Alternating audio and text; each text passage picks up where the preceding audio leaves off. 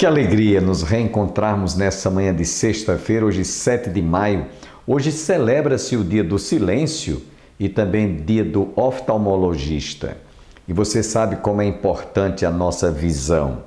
Você sabe como é importante a pessoa enxergar.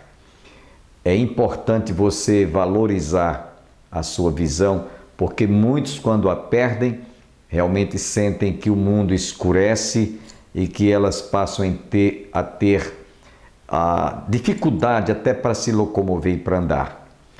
Por isso, eu quero fazer uma recomendação para você.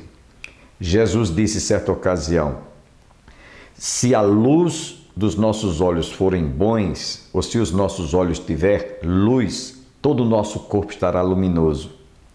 Porém, se estiver em trevas, quão grandes trevas serão? E aí eu pergunto, você tem um corpo iluminado pela palavra de Deus? Foi isso que Jesus falou. Se a luz dos teus olhos forem bons, você estará na luz, você andará em luz.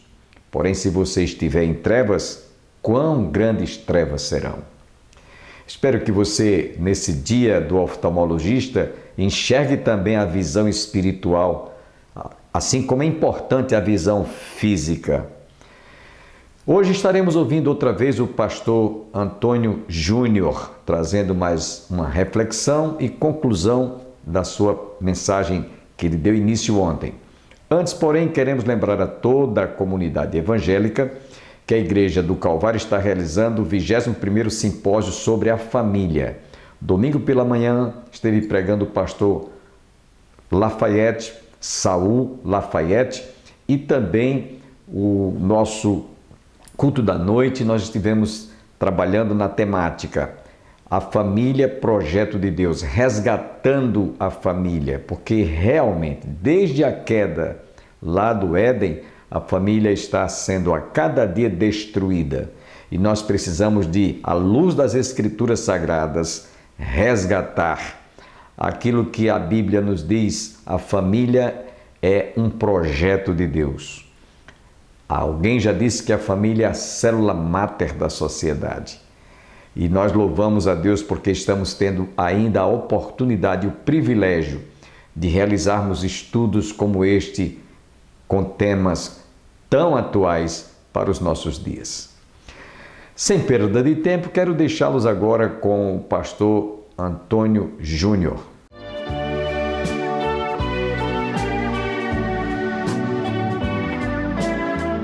Quando o casal está em conflito, toda vez que você vai ouvir, seja um dos cônjuges, ele faz uma lista dos defeitos da pessoa. Quando você vai para o outro, ele faz a outra lista. Já percebeu que nós somos inclinados para esse tipo de coisa? Toda vez que nós vamos tratar algo, a gente quer, primeiro, se justificar olhando os defeitos dos outros. Toda vez é assim. Toda vez é assim. Mas Pedro está dizendo que, como crente, a gente não pode ser esse tipo de coisa. E é interessante que, na terapia, né, quando a gente está conversando, a gente diz assim: vamos mudar. Em vez de a gente olhar os defeitos, vamos olhar as virtudes. É impressionante como muda o humor da pessoa. Como a pessoa olha assim, eita mesmo. E aí começa o marido a achar a esposa, as suas virtudes, a coisa começa a mudar, o coração começa a limpar, o amor começa a voltar. Da mesma coisa a esposa para o marido. A gente diz, olha, ele é trabalhador, é um pai responsável, ele já fez isso, ele tal. Aí a mulher já começa a mudar o semblante. O que é isso, irmãos? É justamente na prática, o que Pedro está dizendo aqui. Vamos tirar a maledicência. Pare de falar mal dos outros. Pare de falar mal dos irmãos. Comece a abençoá-los. Comece a ver as suas virtudes. Porque se você falar mal do irmão, você será alvo também, porque você não é perfeito. Eu não estou dizendo aqui para você ser fingido, nem hipócrita. Eu estou dizendo para que você possa observar as virtudes das pessoas. E cada crente tem a virtude. Sabe quem é a virtude do crente? Cristo Jesus. É Cristo Jesus que é a virtude de cada um de nós. Amém? Que a gente possa olhar Cristo em cada um de nós. Aleluia. Mas começar de nós, a começar de mim, vamos mudar o discurso. Quando a gente diz a paz do Senhor, oi bênção, oi abençoada, oi abençoado, oi amado, a gente está o quê? A gente está exalando bênção.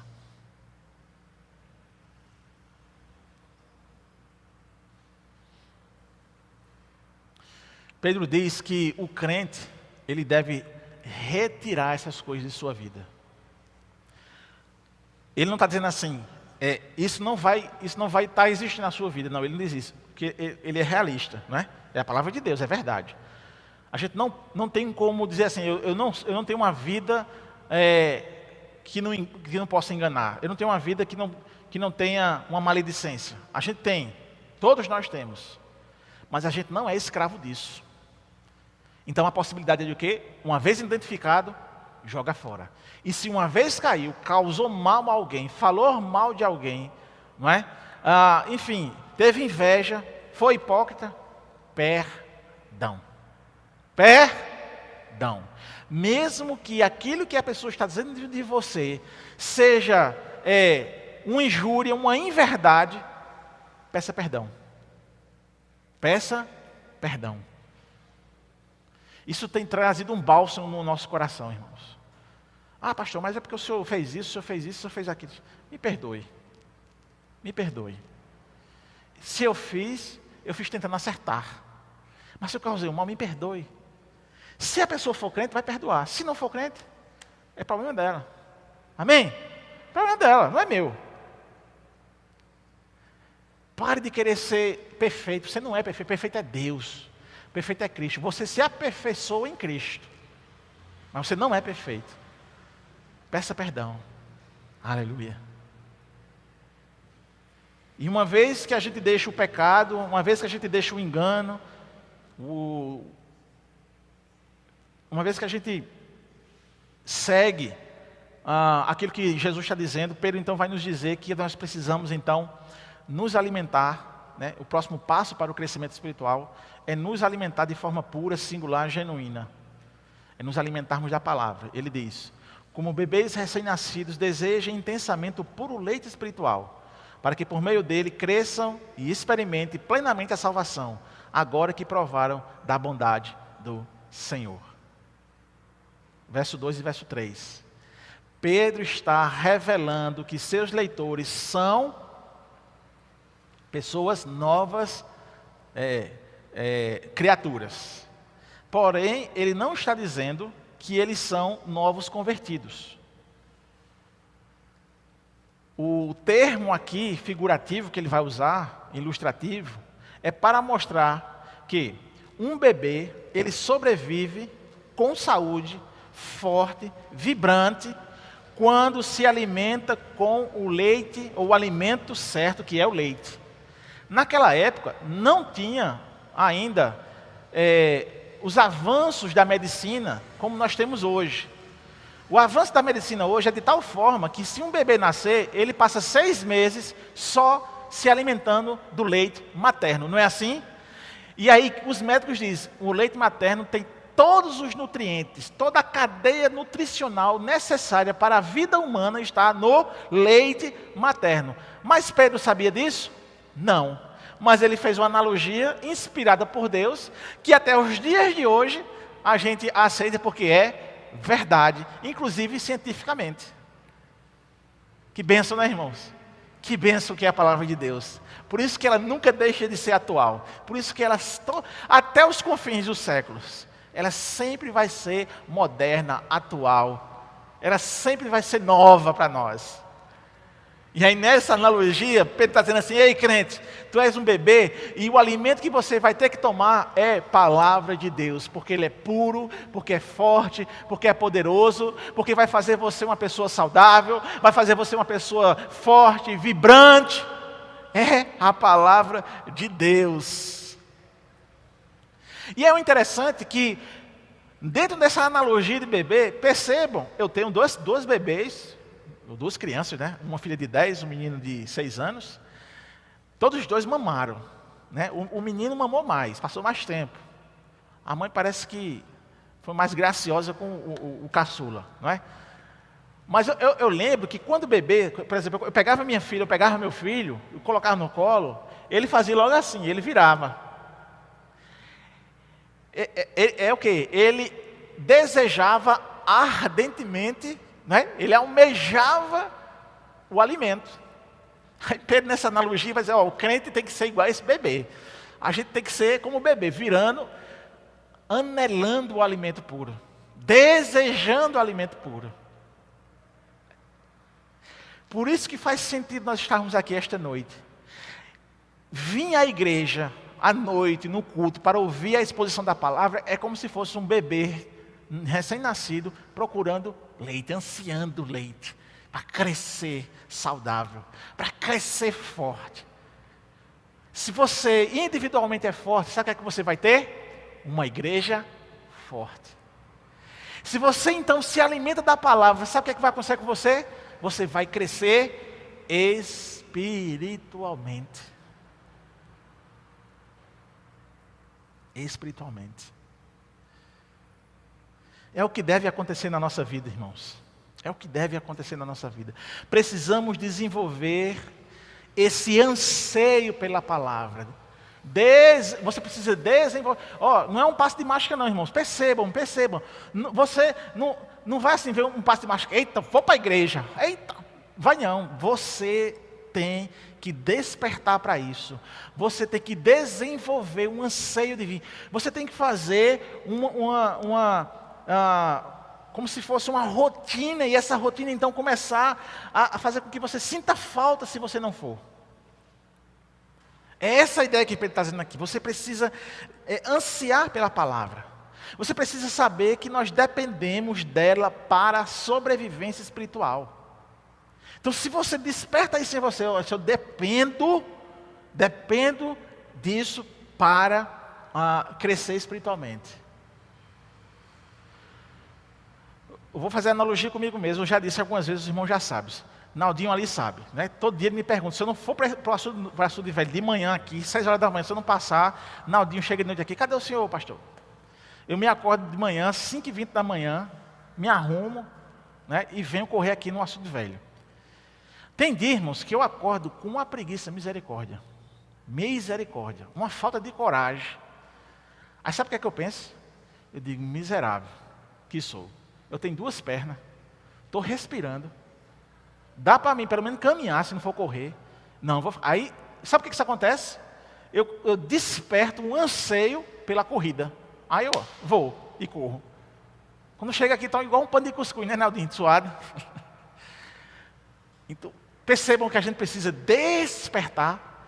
Se você está em casa, aí você diz, vou hoje nada. Está frio, está quente, não tenho roupa. Pastor Júnior vai pregar.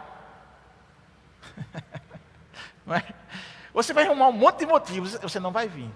Agora, se você despertar assim, Senhor, o Senhor me salvou, o Senhor está me dando uma oportunidade que milhares de pessoas na janela 1040 não tem, que é ir para o culto. Eu tenho uma igreja boa, banco bom, uma estrutura boa. Eu vou me embora cultuar o Senhor. Faça isso. Vai despertar em você esse desejo, esse ardor. Aí Deus vai fazer o quê?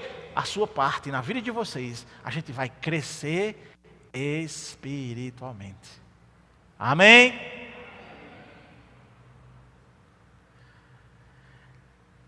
Isso, Pedro então encoraja para que cada crente deseje ardentemente.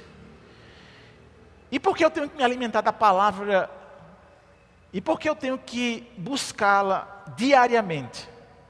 Bom, João, quando escreve o seu Evangelho, capítulo 6, verso 35, ele diz: declarou-lhe, pois, Jesus, eu sou o pão da vida. O que vem a mim jamais terá fome, e o que crê em mim jamais terá sede. Essa analogia está justamente nesse aspecto da própria palavra, porque Jesus, ele então se desdobra, ele se mostra, se revela como a própria palavra de Deus encarnada. Então, se eu tenho um motivo de me alimentar da palavra todo dia, tenho. Por quê? Porque ele é o próprio Cristo, a palavra é o próprio Cristo, ele é o pão. E ele diz isso no verso 48 do capítulo 6, eu sou o pão da vida. Quando você vai para o autor de Hebreus, capítulo 4, verso 12, diz assim: porque a palavra de Deus é viva e eficaz, é mais penetrante do que espada alguma de dois gumes, e penetra até a divisão da alma e do espírito, e das juntas e medulas, e é apta para discernir os pensamentos e a intenção do coração. Ela é poderosa. Então eu tenho que buscá-la diariamente, porque ela é poderosa. Ela muda a circunstância, ela muda a vida, ela nos desperta, ela nos vacina, ela faz com que a gente cresça, amadureça. Percebemos, irmãos, que aqui o apóstolo Pedro o tempo todo fala sobre as implicações de ser crente. A partir da regeneração providenciada por Deus, por meio de Jesus Cristo, e que não houve participação do homem nesse plano gracioso, como exposto a implicação do crescimento espiritual, é pela palavra de Deus. Viver na igreja, a vida da igreja tem seu potencial máximo, que é estar diante das Escrituras. Que é outra coisa aqui que eu preciso pontuar. E tem comunidades que você vai, só misericórdia, você só escrita: Deus vai curar, Deus é poderoso, Deus é isso, Deus já puxou a gaveta, aquilo que você estava esperando, e é uma coisa vazia, é só jargão. Isso não alimenta. O que alimenta é você estar diante de um texto, e você então entender a ideia do autor, porque o texto é canônico, porque o texto é sagrado, porque o texto é inspirado, não é jargões. Imagine você domingo a domingo ir ouvir jargões. O que é que você vai ser? Você sempre vai ser um crente imaturo. E quando as tempestades da vida vierem na sua vida, você vai ficar sem saber o que fazer. Mas se você se alimenta do puro leite espiritual, que é a palavra, se você então se deixa se expor, ou está exposto à palavra, quando a tempestade vier, você vai estar resoluto, firme, forte, porque você tem convicção de quem você crer. Porque Deus já falou várias vezes quem é Ele para você. Amém, irmãos? Porque você vai saber dar os passos seguintes.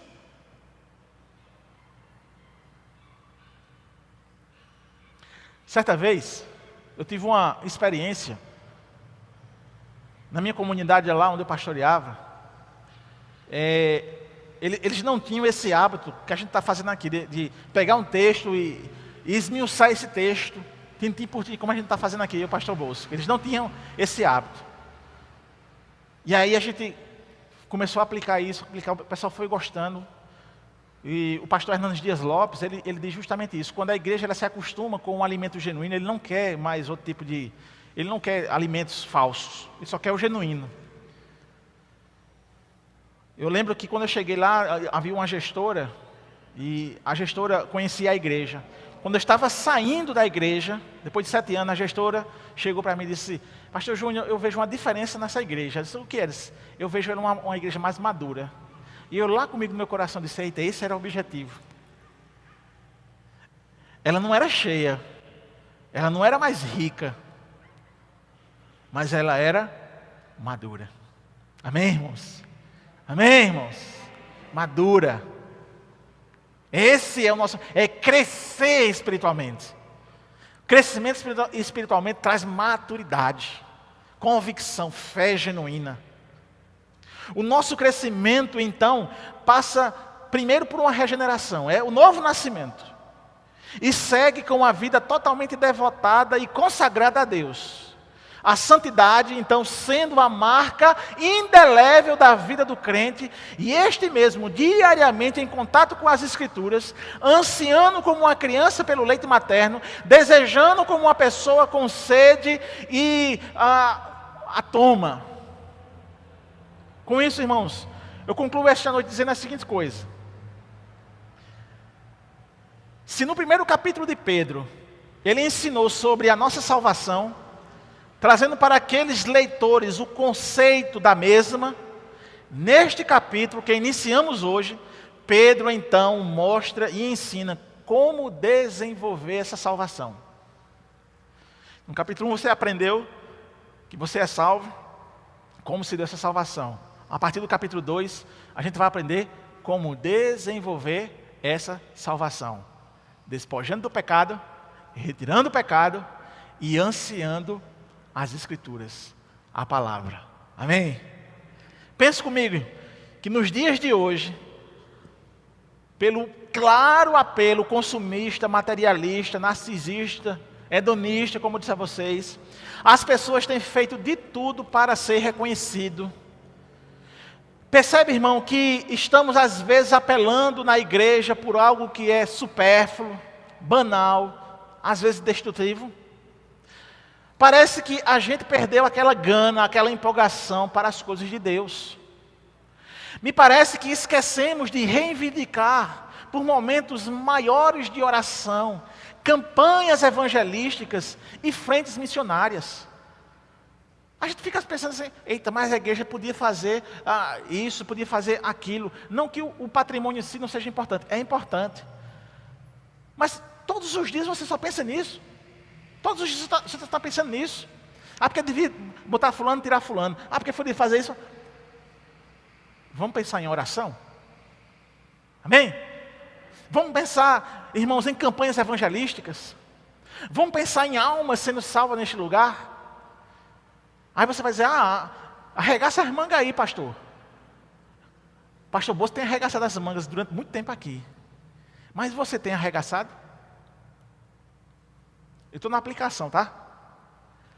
Você tem trazido visitantes para a igreja?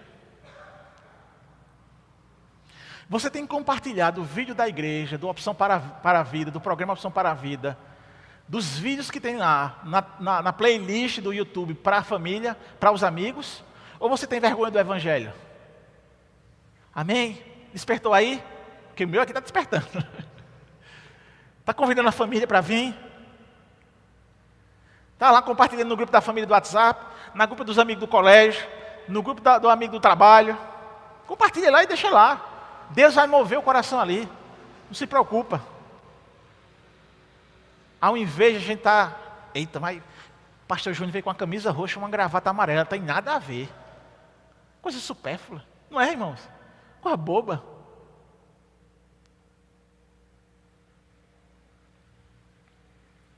O crescimento espiritual não tem nada a ver com a credibilidade sua, ou mesmo com a integridade. Pois essas coisas vêm quando nós nascemos de novo e buscamos uma vida santa, irmãos. A integridade e a credibilidade que você anseia, que você quer, que você gosta que aconteça, não se preocupe com isso não. Seja crente e santo. Naturalmente a credibilidade e a integridade lhe acompanhará. E você não vai soltar rojão por causa disso. Porque você vai perceber ainda mais que você precisa ser santo. Vamos buscar essa vida santa, separada e consagrada a Deus. Vamos ser alimentados. E após ser alimentados, vamos colocar em prática o que aprendemos de Deus pela sua santa palavra. Aprendemos aqui que quando o crente lê a Bíblia, é exposta a essa palavra, encontra seu Deus pessoal em Cristo Jesus, que lhe concede inúmeras bênçãos. O verdadeiro Filho de Deus, e no caso aqui eu e você, amém? Eu e você, filhos de Deus, os crentes, nós podemos então nos regozijar em que o Senhor, Ele é bom e Ele é gracioso sobre nossas vidas. Nós podemos nos regozijar, porque poderíamos estar nas nossas paixões lá no mundão, mas Ele foi lá e nos resgatou, usando um homem ou uma mulher que pregou o Evangelho. E da mesma forma que a nossa alma estava lá, perdida, condenada, e fomos resgatados, existem outros que estão enganados e precisam de resgate. E Deus quer usar a nossa vida. Deus quer usar a tua vida. Cresce, irmão. Cresce. Cresce, irmão. Tira o pecado, despoja o pecado, retira a maldade, a maledicência, a inveja, a hipocrisia. Tira isso. Vamos nos libertar dessas coisas. Retira o murmúrio, retira o apontamento, retira, irmãos. Amém? Deseje a palavra, deseje esse momento que nós estamos aqui, às quintas-feiras, os domingos, o culto de oração. Deseje ardentemente. Deseje em casa inculcar a palavra nos seus filhos. esteja diante dela todos os dias da sua vida. Está no celular, baixa o aplicativo da palavra, da Bíblia. Que você estiver no ônibus, no carro não pode, no ônibus, quando estiver livre, sem dirigir, no trabalho, teve um momentinho ali, aí o Espírito Santo despertou, eita, tu nem leu minha palavra hoje, aí você vai lá, abre lá e lê, medita naquilo ali, aplica a sua vida. Amém, irmãos? Vamos desejar ardentemente a sua bendita palavra, em nome de Jesus. Nesses instantes finais do nosso programa, queremos lembrar a todos que o 21º Simpósio da Família está sendo realizado na Igreja do Calvário. Nesse domingo nós teremos escola dominical com estudos separados, jovens, adolescentes, adultos e até as pessoas da terceira idade. Compareça. À noite, 18 horas, culto divino. Escola dominical às 9 horas. Estamos de portas abertas à sua espera. Venha participar conosco da 21ª Conferência ou Simpósio da Família. A Igreja do Calvário está situada às margens do Açude Velho, ali no início da Avenida Brasília, confluência com o Parque da Criança. Não perca! Quero agradecer a todos que estiveram conosco, desejamos a todos um bom dia, um bom final de semana e até a próxima segunda-feira, se Deus quiser.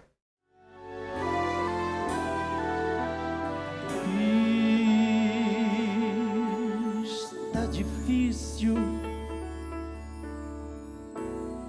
está fechado o seu caminho em toda direção.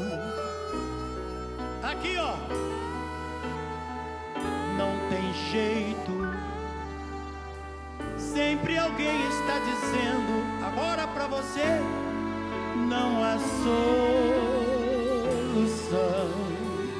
Mas meu Deus muda num instante a sua vida, se assim você crê. Quantos creem? Quantos creem? Quantos creem?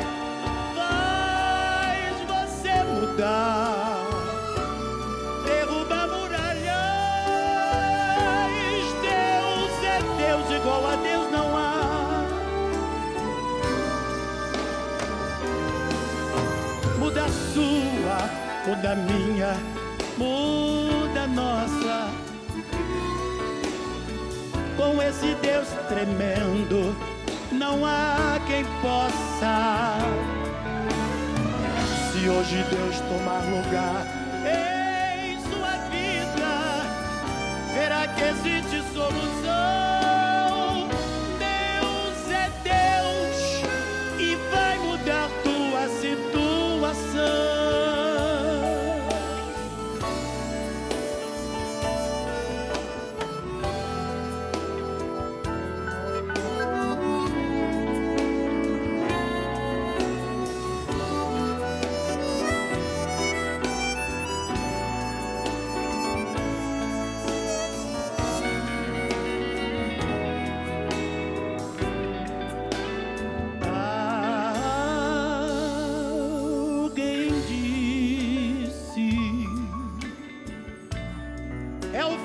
Sua vida, você perdido está. Não, não, não aceites. Diga agora estou liberto. Deus vai me ajudar. Esse medo, esse medo, esse medo, esse medo, esse medo, esse medo que aos poucos vai tomando o teu coração. Mande-o sair. Sabe por quê?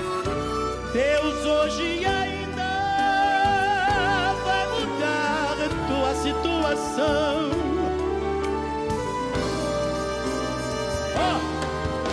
Muda a sua, muda a minha, muda a nossa. Com esse Deus tremendo, tremendo, não há quem possa. Se hoje Deus tomar lugar